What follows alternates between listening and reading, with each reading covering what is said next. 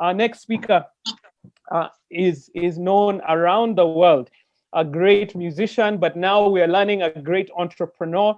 Both her and her husband have been through the Centonomy Entrepreneur Program. And when I walked into class, both times, you're just like, this is starstruck. I want to ask for an autograph, but you have to hold yourself. And you have to say, it's okay. Just be calm, relax, and do what you're going to do. But Wahu, that's how I felt. I'm just letting you know now. That's how Are you kidding me right now? I'm so serious. And no one warned me that you were in the class. So I walked in and I was like, hey, now pressure. That's why I really enjoy your classes very much, offline and online. So thank you so much. Thank God for that. Not just a musician, but an entrepreneur.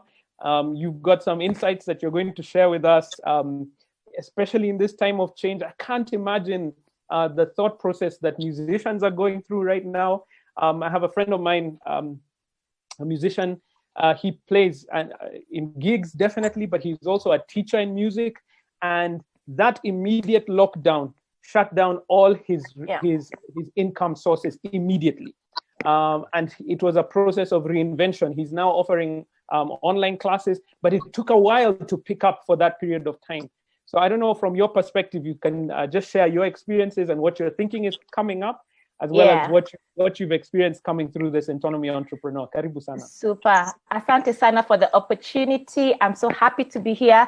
First of all, let me start by saying I really enjoyed listening to Joanne. Joanne was my boss at some point in life. And I learned so much from her. I learned so much in marketing and how to deal with clients. And it's so good to see she still has even more energy than she did back then. So thank you, Joanne, so much for the insights. One of the things I've picked from what you've said, something I've been pondering about so much, is mind shifts. How you look at it determines how you are going to move forward, isn't it? So like you've said, it's definitely difficult for us as musicians. It's taken a lot of thinking. You're like, wow, a lot of the contracts that we had have been knocked off. And it's not easy, but I am taking the time right now to do something that started when I started Centonomy, which I have learned so much. From to reinvent myself, to rethink my business. I've been a musician now for about 20 years. And wow, 20 years. When I say it out loud, it's forever. And I think we've operated mostly without a major plan, operating mostly on impulse, on talent, on what you think you should do without a plan. So we are really taking the time now to think through. I'm taking the time now to think through, how do I reinvent myself? How do I become even more impactful? How do I do? Because I find myself in a time where I need to, it's almost like a second phase of my career. So I'm really looking and saying, okay, even with the learnings that I've gotten from Centonomy, without thinking of myself as a consumer, how do I create for my audience? I've been doing that instinctively, but now within a grander strategic plan. How do I do that? How do I see so that every action that I do informs that? So a lot of people would come up to me and say, Mazi, everyone is going live, everyone is doing something on live. And I'm thinking, if I do that right now without a proper guided plan, I'll be reactive instead of responsive. So I'd rather take the time now and really think through a plan, which it's such an exciting thing when I think through my own personal SWOT analysis. What are my strengths, my weakness, my opportunities, my strengths? What is my vision as a musician? What do I really believe in? So that every action that I do here moving forward is guided by that. But really, another thing that people don't know so much about me, I don't know if they do or not, is I'm also in the hair and beauty industry. I've been in the hair and beauty industry now for about 7 years. We started in a small shop in Krishna Center. We thank God for our growth. Our growth allowed us to move to a bigger space in Kenrill, still in Westlands. And, I started 2020 after Kipchoge told us that we can do whatever it is that we put our minds to do. We can create new records. There was Limitless. 2020. We are not limited. We are not limited. So I was living unlimited. Here I am, 2020, and that's all I'll tell my team. I have a team of about 25 people, and I'm like, this is our Ineos here. This is our Kipchoge. Everything I did, I said, hashtag Kipchoge. We are setting new records. No. And then what happens? COVID. And you're like, wololo. No one prepared me for this. And for the first time in 7 years, there was one day, I'll never forget that day. I recorded 0 sales, 0. First time I was like, Kusha Mimi, me and my in-years. I honestly went through like about 3 days. I did not sleep because obviously it impacted my music. Like I said earlier, a lot of contracts. I'm also an influencer. A lot of things, a lot of people say, hey, we need to rethink this. And you're like, okay, fine. A lot of clients now also not coming to the salon. I'm like, okay, fine. So I did go through that initial shock and panic that everybody else did. And after that was over, I was like, okay, I either think, bury my head, or plan for the future. So I went through my whole panic and then I sat down. And in my panic, I told myself, Sio mimi peke yangu. I was consoling you have to console yourself sometimes. You're like, Sio mimi, it's all of us. Everybody is trying to deal because nobody prepared us. So I said to my staff, here is the thing. There are 3 key things we have to look at. I have a business partner, a good friend of mine, Joanne, in the salon business. And we said there are 3 things we have to consider. We have to consider the health of our clients and our staff. Obviously, because of the nature of our business, there's a lot of contact. Is it right for us to continue or not? So before we even say we cannot continue, are there things we can put in place to allow us to deliver our services safely?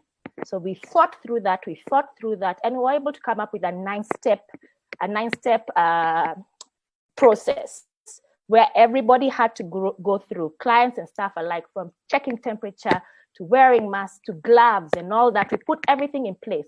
Then we put everything in place, we asked ourselves, are we even allowed to be in business? Because there was a whole Gazette notice about, certain businesses and all that. So we had to engage our legal and say, are we breaking the law? Because here it says we are not allowed. Here the CS is saying, tread with care and with caution. We're like, I don't want to be caught in a legal case. And when legal told us we can handle, can move forward, we said, okay, fine. So we've checked our health. We put a 9-step thingy in place. We've checked our legal. We're actually allowed. And also we had to consider the economics of it, because everybody was saying, stay home, stay home. And that's a fantastic thing. The reality is a lot of people cannot afford to stay home continuously. What will their kids eat? What will my staff members, children eat? A lot of single mothers and all that. So I said, we can't afford to close. So when I look at all those 3, we said we shall move forward, and we shall move forward with these 3 things. We're looking at our 9-step measure and seeing how best to move forward. How do we engage our clients moving forward? We realized our previous communication online, we use our online a lot for marketing. Our previous messaging was always how amazing we are, how good how neat, how professional. But right now, what people care about is health. Are you guys taking in consideration, the COVID and all that? So we had to change our messaging to these are the measures. So if you check Afro Series Salon pages, everything we're saying is these are the measures. We are doing this, but we are giving amazing services. But we have also put ABCD in place, and everybody, clients and staff alike must adhere to them. So we changed the nature of our messaging, of our marketing and our communication. We are also taking this time when it comes to clients to really understand where we are going wrong, what we are doing right, what do they feel? We realize clients have a bit more time on their hands. They're online a lot more. So we are reaching out to clients slowly by slowly and asking them, how do you feel about our business? What do you think we can do better? How do you think we can serve you better? Getting that data so that it can inform our imagined plan. See what I did there, Waidaka? Did you see what I did there? Our imagined plan, so that we can move forward more informed, better and better out of this. So we are engaging our clients as well to get their feedback.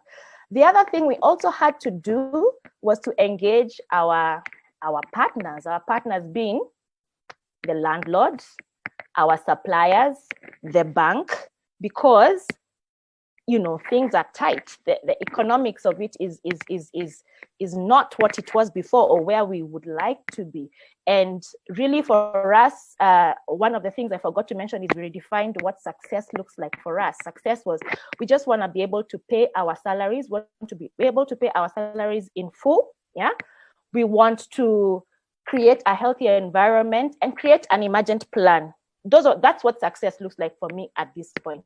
A plan that will work and will be relevant for the post-COVID season. That's what we are working on right now. So for me, I had to engage the landlord, tell him, my guy, you know what it is. Can you cut me some slack? Yeah, cut me some slack. Talk to the bank as well and talk to the suppliers. And so we were able to negotiate terms because it's not something that's unique to us. It's happening everywhere. So there are places we were able to get complete, let's talk after COVID, which we thank God for. And there were places we were able to get like a staggered payment plan, with suppliers so that we can, because that's what we were able to get, right? So we engaged our partners in that way, which helped us a lot. The other thing we did was also engage our staff. For me, I'm very key on the well-being of my team. For me, I look at them not only as my team, but also as my family. I'm so concerned about what the work environment looks like for them, even outside of this COVID time. How is their family? What are they up to? How is everybody? Is everybody okay?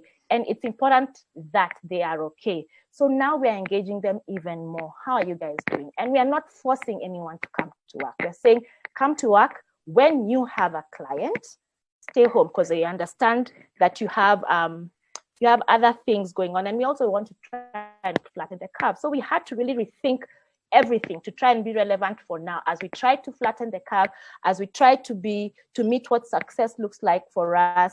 And that's how we are coping.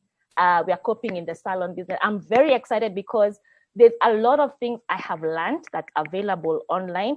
Instagram, for example, has a fantastic business. They give a lot of business advice. How do you engage your clients? And you're able to benchmark with other people in your business. Google also, I've really spent this time going online and looking at what are the resources on Google. How do I optimize myself on Google? And I even called Google, and Google are able to give you advice on how to optimize yourself. So guys, feel free to reach out to Google. They have some free services and they have some paid for services, and the payment is not even that expensive. It's actually manageable, but you pop up at the top of a search. And right now, because everybody is online, it's important for you as well. So I'm looking behind because my toys have this thing of just checking in when they feel like. That's why I lock the door. I've locked the door. Me, I didn't lock, but I promised a chocolate for everybody who leaves mommy alone right now. Excuse me. Right? So online resources, there's a lot of that. And I realized I have been actually underutilizing what's available online, right? And especially because everyone is online, I must use that platform now. And I'm happy to say that at this point, we are not doing badly. We are doing okay. I'm excited about the future. I'm excited about what our emergent strategy. I'm just going to keep throwing that out there. Right? And yes, also for my music as well, I'm really excited because when you spend time actually thinking through, it's called in 7 Habits of Effective People. If you haven't read it, please go and read it. The 7th habit is called Sharpening the Saw. Don't just go out and start cutting the tree with a blunt saw. Spend time sharpening. It may take a long time sharpening, but once you start cutting down the tree, it will be so much more effective than if you are using a blunt saw to cut down a tree. You get? So right now, that's what I'm doing. I'm sharpening the saw. I'm using this time to look at what opportunities there are for me as a brand, as a musician, as a everything else that I feel is within my scope of reach, and I'm excited. So watch this space. Thank you. That's it for me. Thank you so much, Wahu. You should see the comments coming through. As always, I'm not the only one who was starstruck, so that's good. I'm not feeling too bad in that same space. Yes, and try and say sharpening the saw quickly 3 times. I know that one is also hard. Just to mention what Wahu is talking about in the class, we have a session, the Centonomy Entrepreneur Program. We have a session on strategy and structure. And one of the things that you recognize, and that's what she's mentioning is about strategy, is that you can have your deliberate strategy. That's the one that you sit down with your team and you say at the beginning of 2020, this is what we're going to do. Here is our marketing strategy. Here's how we'll deal with clients. Here's how all these various things are going to come up. And then we are at home for a lockdown for COVID-19, and therefore you need an emergent strategy, which has come out of that space where you're going on deliberately with what you were doing before, but you have to shift. If you continue talking only about how wonderful your services are, how beautiful the place is, people don't care now. What they want to know is, am I safe in that space? So there is definitely a space for that emergent strategy. I'm just wondering, Wahu, because you experienced the shift, you are part of our first group that actually transitioned from the physical classes when I was there experiencing being starstruck, and then now you moved online. So what was your experience with Centonomy? What was that like? Let me tell you, I think moving forward, you guys must consider online classes as a permanent, at least offering.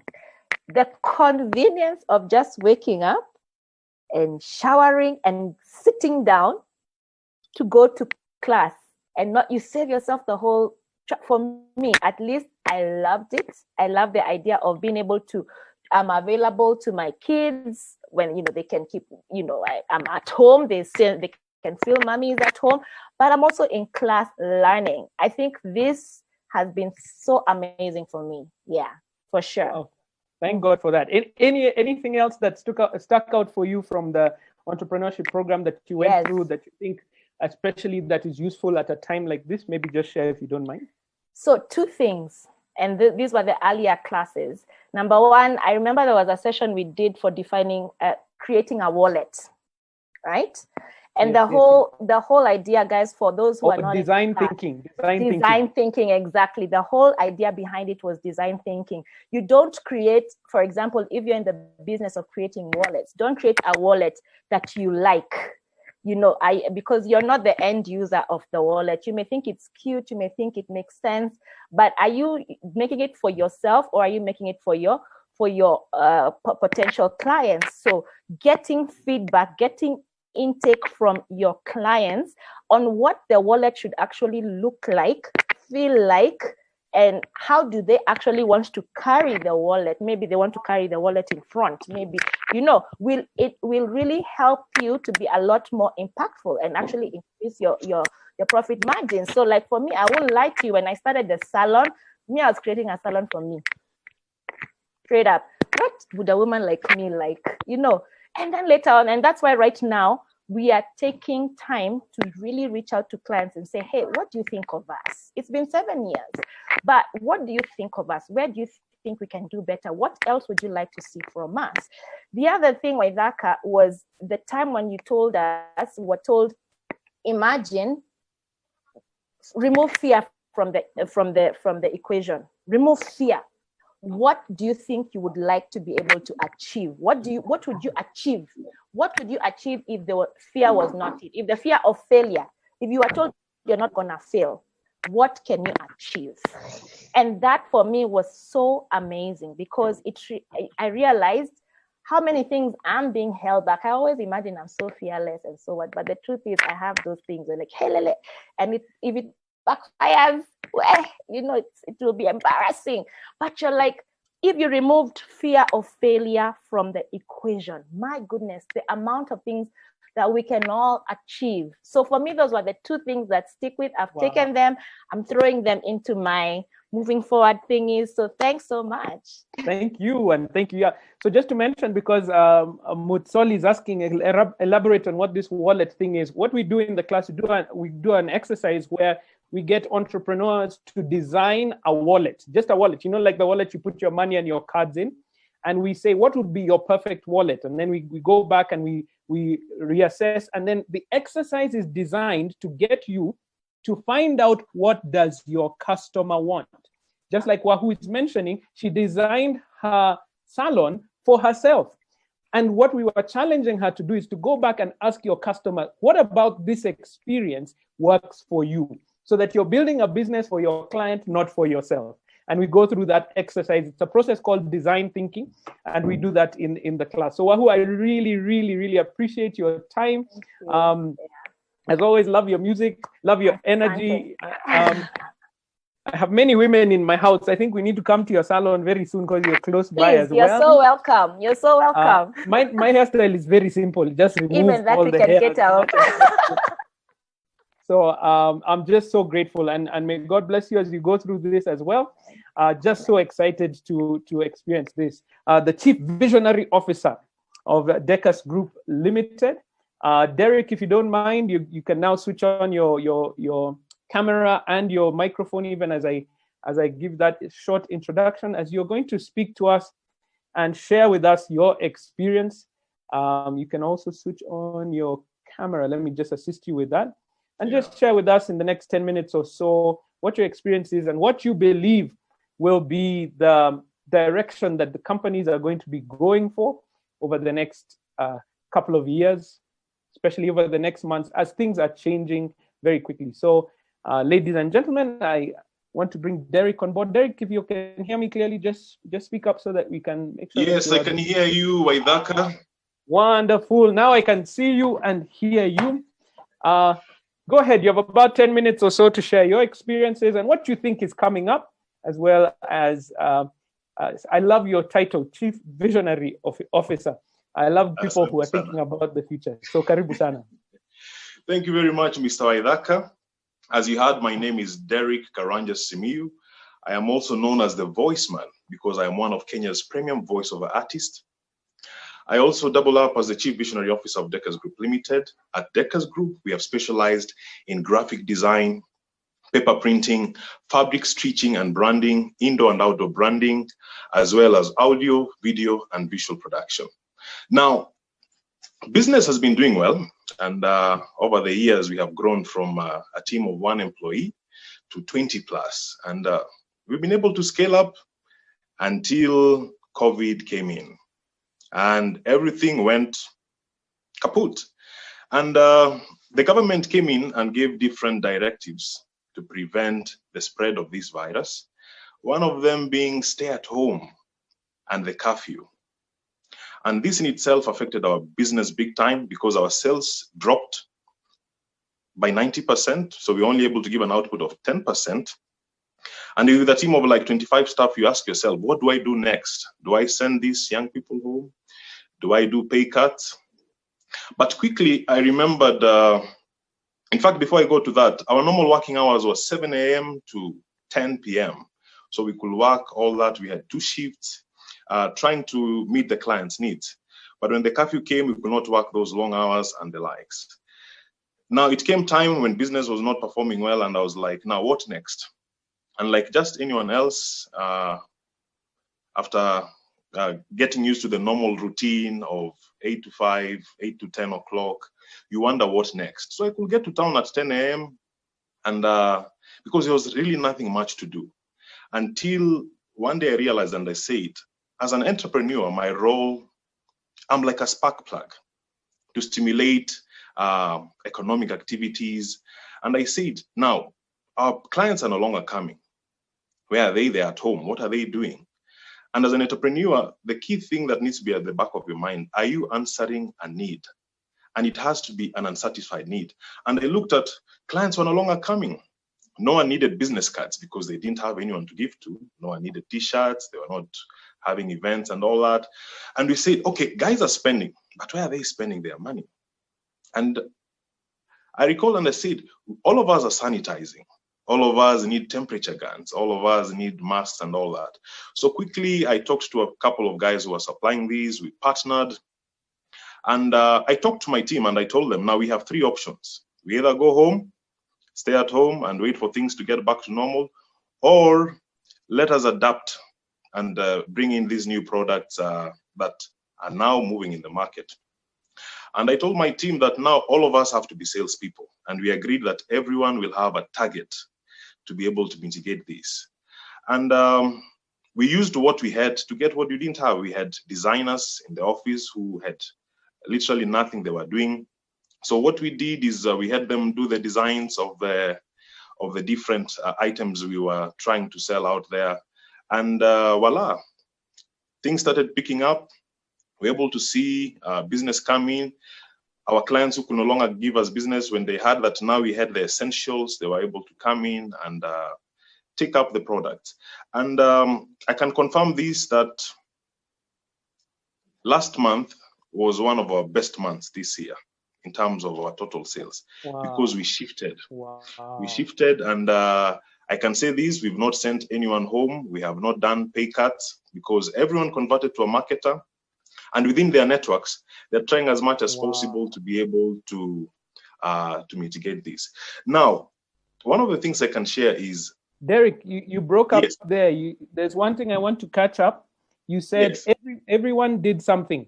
You broke up at the end. I want to make sure we caught that bit. First of all, that the business is doing well, but you said everyone, and then you broke up there. Everyone did something with their network or something. Okay, let me come back on that again. Now, I was saying everyone became a marketer. We converted every team member to a marketer. And within their networks, they were able to see how they'll be able to get the business. And we've seen it coming. So one of the things I'd like to share for all entrepreneurs is, do not give up. I know we are used to, maybe if you're a farmer, you're used to the farming. If you're an architect, you're used to that. But it is good to adapt. And as an entrepreneur, whatever you're doing, so long as you're answering an unsatisfied need, you'll be able to make it. Continue to take the risk, because what we did is we took a risk in something that we have never done before. I have never sold a mask. I have never worn a mask. I never knew a temperature gun existed. But out of this experience, we've been able to know that. And the other thing is, be flexible. Be flexible. I know you're used to this. Maybe you have 10 years, 20 years experience, and you're like, I mean, how do I start something new again? But as an entrepreneur, you need to be flexible and also move with the shift. Because like the post office, one day they used to be overwhelmed. Right now, who's going to the post office to send what? We've shifted. So shift. And also, I would like to encourage every entrepreneur to adapt to the traits of a chameleon. And one of the traits of a chameleon is that its eyes are able to see 360 degrees. It can look at two directions at the same time. So as an entrepreneur, look at two directions at the same time. Look at what you're used to doing and what else can be done. And also, a chameleon does not run away. A chameleon adapts. It changes color to suit the environment. So to every entrepreneur out there, change your color to suit the environment right now. A lot is happening. A lot is going online. There's so much you can do. Even within your business, you can be able to convert quite a bit, either take it online, either change a little bit, add a few things that you can be able to do, and you'll be able to scale up. That is it from me, Mr. Waidaka. Thank you very much. That's brilliant. Thank you so much. And I love the fact that you kept time. And there are some people who are really following on what you said. The 2 points at the end there that you mentioned. Here is Olivia Mukora, who said exactly, shifted. My mom and I make clothes bags. We started making masks instead, and we were able to stay afloat. That kind of shift. Yes. I love the analogy of a chameleon, although it may be a bit scary, but their eyes tend to look in different directions so that you're able to see what is behind, what is ahead, what is to the side. Those are brilliant, brilliant thoughts. I hope everyone was paying attention. I was definitely, and taking notes. We really appreciate your time, Derrick, and may God bless you and your business as you continue to grow, as you continue to think through some of the ideas that are coming through at this time.